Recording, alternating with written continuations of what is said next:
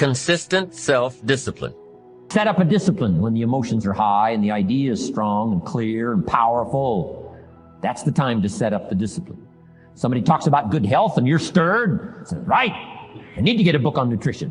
Get the book before the idea passes and before the emotion gets cold. Go for the book. Start the library. Start the process. Fall on the floor. Do some push-ups. Action. Got to take action. Otherwise, the wisdom is wasted. Otherwise, the emotion soon passes. Unless you put it into a disciplined activity. Capture it. Disciplines is called how to capture the emotion and how to capture the wisdom and translate it into equity. Disciplines.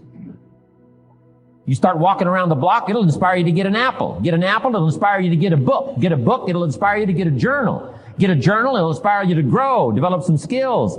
All disciplines affect each other.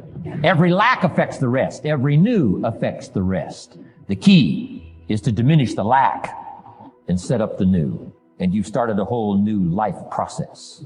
Also, one more thought on discipline. Here's the greatest value of discipline. Self-worth. Self-esteem. People are teaching self-esteem these days, but they don't connect it to disciplines.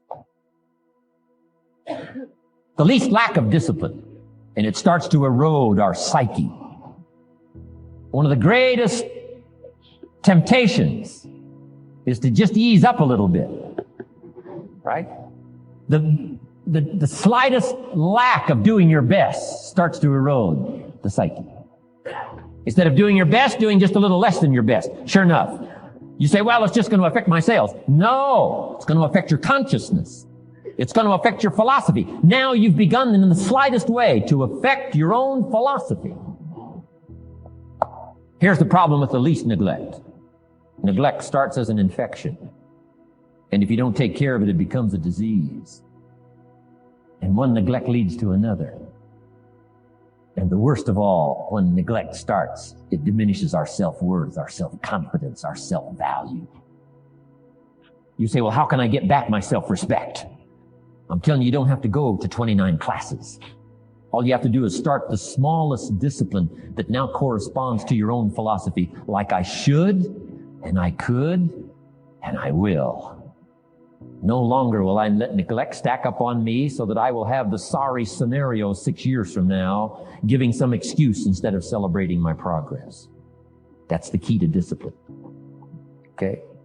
Let's get kids involved in the least of disciplines. One more, and then one more, and then another one, and then another one, and then some more. And the first thing you know, you're starting to weave the tapestry of a disciplined life into which you can pour more wisdom and more attitude and more strong feeling, more faith and more courage. Now you've got something, a vessel in which to put it. And now the equities start to flow. And the early return, I'm telling you, if you'll start this process, the early return will have you so excited, you'll commit yourself to this strategy for the rest of your life. You'll never go back to the old ways. Join a new crowd. Join a new group. The disciplines to do it. Take action.